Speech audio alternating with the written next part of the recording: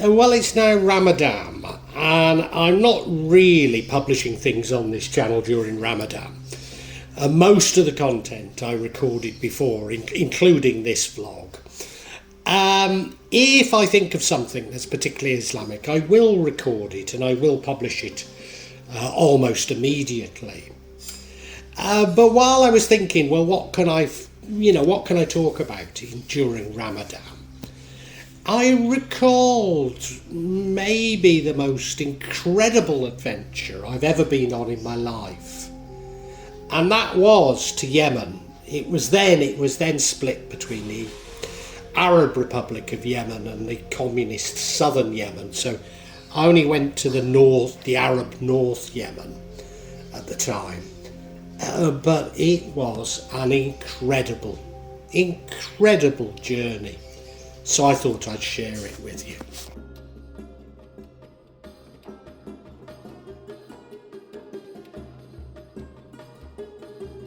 Now, it's probably a bit hard to believe in this day and age, but as a child,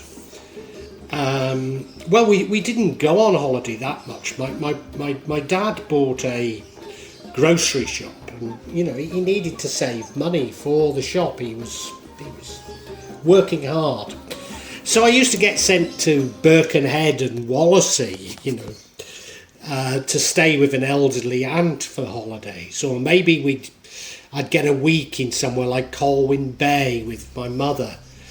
As things progressed, as my family became wealthier, I remember our first ever flight, but that was only to Jersey. I mean Jersey, the Channel Islands, not America. But the year later, we went to Spain. We went to what we called Majorca, but nowadays it's called something like... Anyway, in those days it was called Majorca. And yeah, it was a package tour. There were pictures of me having sangria poured down the nose at the age of 13 or something like that, as I think everybody had. And then at the age of was I 18? Yeah, I'd have been 18. I went to Lorette de Mar with my mate Colin. But then I got a job and I went to Germany. I had a girlfriend who lived in Germany, so I went to Germany. And I also visited Czechoslovakia at that time.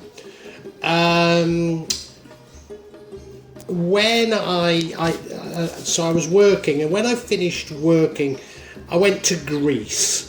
But that was the sum total of where I'd been been abroad. I went back to university, and I found people had travelled everywhere. The furthest I'd been was Greece. So when I finished my masters, that's another. Well, no, I'm not going to tell you that long story. But when I finished my masters, I was aware that people had travelled to all these places. So what do you think I did? I took a job in Saudi Arabia, in Riyadh. Yeah. So here's me, who's hardly ever travelled before, and I end up in a very, very strange city. Very strange city indeed. Very strange culture. Didn't know anything about it at all. I was paid very well. Yeah, I was paid very well, but there was nothing to do. And I think it was Eid al Adha. So we had a holiday, and we had to take the holiday, but it wasn't an official holiday unless I took time off to go away. So normally, during holidays, we'd go back to the UK or go somewhere else, but this wasn't one where I got paid to go away. So I hatched up this idea of visiting Yemen. And I had a friend at the time he was French. I think his name was Pierre. And he worked for a French company, and he worked with somebody called David, who was English. And also I was friendly with a Dutchman, whose name I forget now, but the four of us decided we were going to drive to Yemen. Now that involves a drive right across Saudi Arabia. And now we touched on what is known as the Rub al Khali, the empty quarter. But, you know, I know you've got this image of these sort of Lawrence of Arabia, wonderful sand dunes. It wasn't particularly like that. It was extremely hot, even though we had air conditioning, but, you know, we had to conserve the batteries. In fact, one of the cars broke down. It was just miles and miles of the same scenery. And then things became a bit more mountainous, and we climbed down a mountain range that I seem to remember that the road had been washed away by flash floods. And we arrived at this beautiful oasis town called Abha, which fortunately the French company that my French compatriots worked for had a depot, and they were able to repair our car properly, rather than the sort of botched repair that the Bedouin had done in the desert for us. Now, Abha was a beautiful place, and I remember seeing these rather strange tall buildings there. I mean, it was nothing compared to what I was going to see in Yemen. It was also green, and we hadn't seen greenery in ages. So I've got very fond memories of this place called Abha. But it wasn't on our itinerary to stay in Abha. No, we needed to push on to the Yemeni border. And we arrived as planned. We'd been sleeping overnight in the car on the journey, and we arrived as planned in the morning at the Yemeni border. But the Saudi border guards argued with us that we weren't allowed to go, even though all our papers were right. And we planned to go across at dawn, and we argued for an entire day, and we went across at dusk.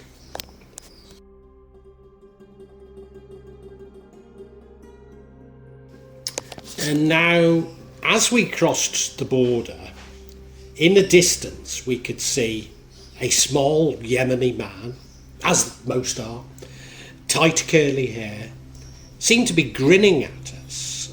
He'd got a sarong on. He'd got a big horned dagger stuck down the front of the sarong. And he'd got a submachine gun pointed straight at us. Oh, we slowed down, but you can imagine how we felt. We came to an eventual stop, and he approached the car. He pointed to us to wind down the window. You can imagine how we feel. We wound down the window, and he pointed the gun inside the car. Yes. You know exactly how we feel. I don't... Bricking it is one thing. So we're thinking, oh my God, the Saudis were right. We should have listened to them. It is a dangerous place to visit. And then he said, in perfect middle-class English, "Good evening, gentlemen. Welcome to the Arab Republic of North Yemen. We do hope that you enjoy your stay here. There are just a few formalities, but don't worry, I will assist you." And it turned out that this young man was on his military service, but he'd been educated at Arundel School in Sussex. And yeah, there were a few formalities, but the chief of police was there and he helped us out. And he said to us, where are you going next? And we said, well, probably Hodeidah, the port city. We'd planned to be in Sana'a that night, but it would be impossible. So he said, oh, can you give me a lift to Hodeidah? And we said yes. So he had some English, we had some Arabic, and we chatted away. And one thing we asked him was if there was anywhere we could buy bacon. Because, of course, living in Saudi, we'd not been able to buy bacon. And he explained it to us quite intricately where we would find bacon for sale in Hodeidah. And we explained to him that we thought it would be illegal. At which point he said, oh, it is. Remembering this is the chief of police. We dropped him off just before Hodeidah. And just outside Hodeidah, we ran into a police roadblock. And they insisted on taking all our details, and taking all our details incorrectly. Because the chief of police was high on this stimulant called khat that everybody chews in Yemen. But it was already quite late in the evening, so he'd been chewing it all day and he was completely off his head. So anyway, we dismissed him as quickly as we could, but he wanted to chat with us for the rest of the evening. As we drove into Hodeidah, the car was bouncing up and down, and this picture doesn't show it. It must have been cleaned up since. But we were actually driving on compacted garbage. So all of the plastic bottles that they had no way of disposing with, they just threw on the street. And we were driving on maybe 15 centimetres of compacted garbage. We found a reasonable hotel. I mean, I'd only call it reasonable. They did have alcohol, which of course we'd not had in for some time. And so, we had a reasonable night. And we decided to set off early the next morning to climb back the mountain. But who should be there waiting for us but a roadblock with the chief of police, who'd been off his head. Now, we didn't want to get stuck for another couple of hours with him, so we started to reverse, at which point their guns were pointed at us, so we had to go straight into his roadblock. I mean, he was very friendly, and had a great laugh at the mistake he'd written. He'd written down that we were drivers and not managers, and he explained that he'd been off his head on guard, and he wished us well.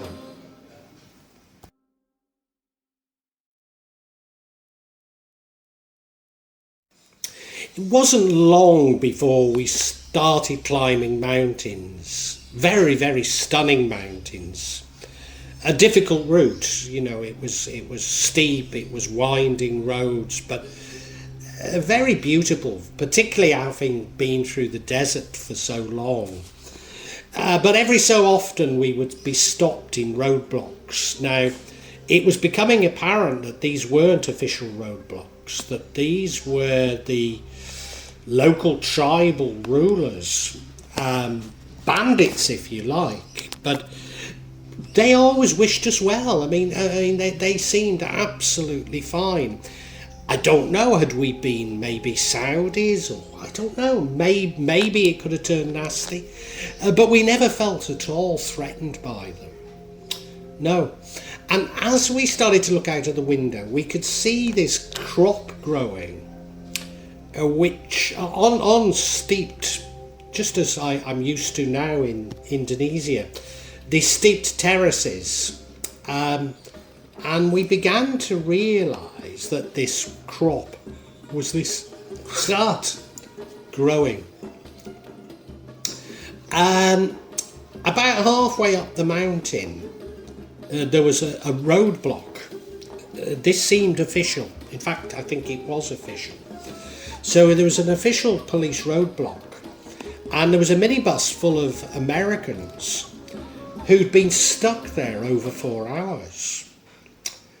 Now, I leapt out of our car and I had a look around, and the only thing for sale in this village was guard. So I thought, well, I'll buy some guard. And I did, and as soon as I did, all of the locals rushed to me to give me guard, saying, no, you didn't buy the right one, this is better. Not trying to sell me, to give it me. And the penny dropped. The American tourists were being held up by the police because they had to buy some guard before they could proceed through this official roadblock.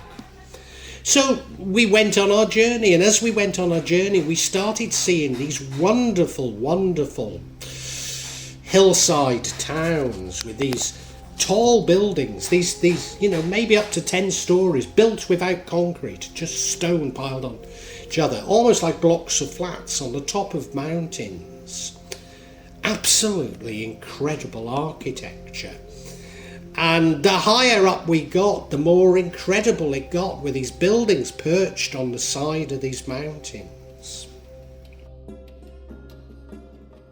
Well, eventually we got to the most incredible place I've ever been to. Because certainly then, all of the buildings were these sort of at least 5-storey, but some up to 10, 12-storey blocks. As I say, built without concrete. They had this sort of overhanging window system, which was a sort of non-mechanical form of air conditioning. I mean, there weren't air conditioners in Yemen in those days. And although the others wanted a little bit of luxury, having slept in a car for a number of days, I insisted we needed to experience the real Yemen. Now, I don't know why they followed me, but we stayed in one of these buildings in a traditional Arab hotel. And it was magnificent. We negotiated the price. It was a typical Yemeni office. You go up a few steps and it's got a sort of glass front to it, and all the men were there drinking, was it tea or coffee? I'm not sure.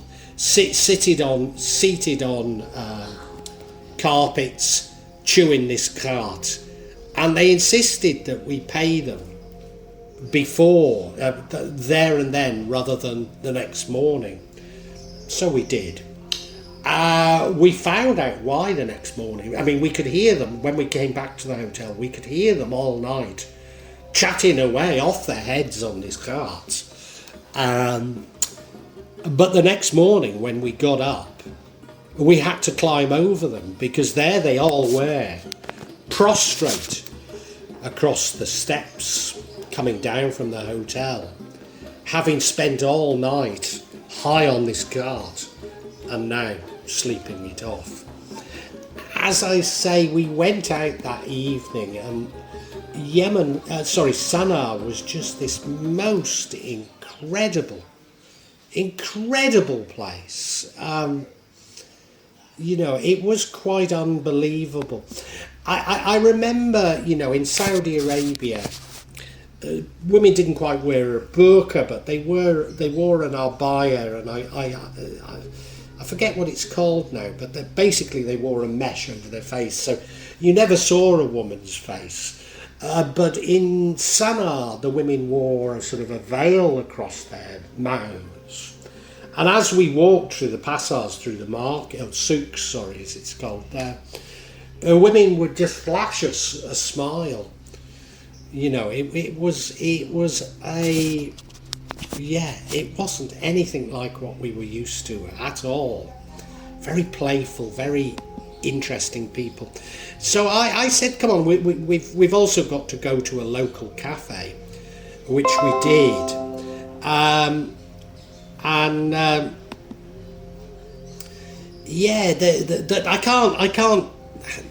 I was going to say I can't recommend Yemeni food. In Sana'a, at least, I don't think I can recommend it. There is a restaurant called the Hadramaut in Manchester, which serves wonderful Yemeni food, but the Hadramaut is quite a long way from Sana'a. Basically, it was just meat fried in chili, and it was eaten with bread, and the bread was the sort of size and shape, almost the shape of a French stick, but from the end it was it was in the shape of a American tin. And this cafe had a open sewer running through the middle of it, and the other diners were high on cart and were chasing one another round this cafe over the open sewer, daggers drawn, wild on this guard, laughing away. I don't think there was any malice in it. And we ordered our food, but the waiter waved one of these French sticks at us, meaning, do you want one of these? And threw it straight across the other diners chasing each other, their daggers drawn, straight across the open sewer at our table, which, fortunately, we managed to catch.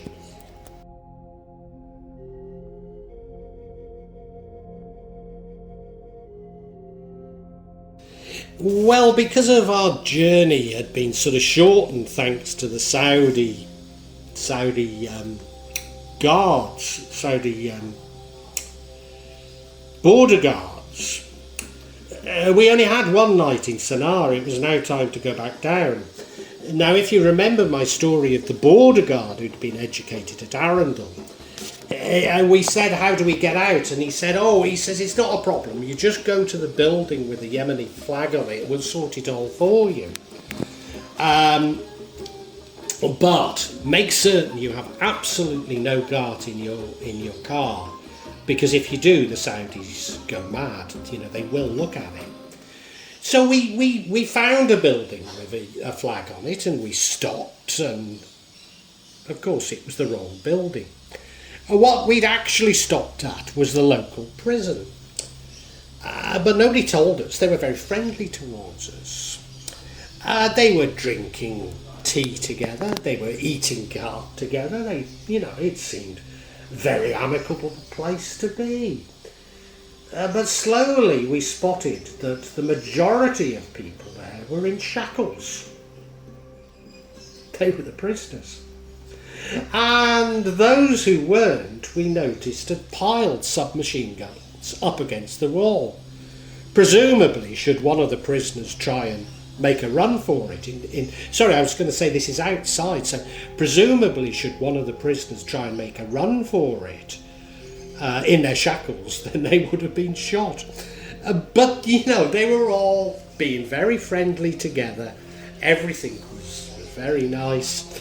And eventually they realised what we were there for, and they pointed us to the correct building with a flag on it, where it was indeed simple. I think we had to wait for an hour before we could leave, because of certainly then Yemenis were contracted to work 23 hours a day, 7 days a week, and we happened to be there on the very hour they weren't contracted to work. But yeah, we got through the border, we got back to Saudi Arabia, and all I have is these most wonderful memories of these most wonderful people and most wonderful country. A country that I can't see that I'll ever return to. But those of you who are a lot younger than me, if things do get better in Yemen again, then I so recommend visiting the Yemen.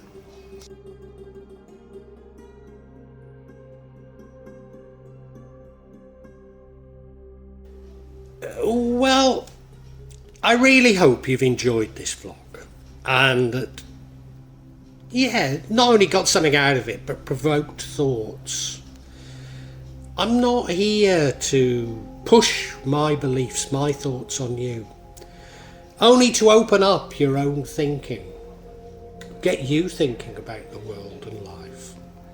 When I started The Real Magic of Java, I believed that I'd only release them every month or maybe every 2 months.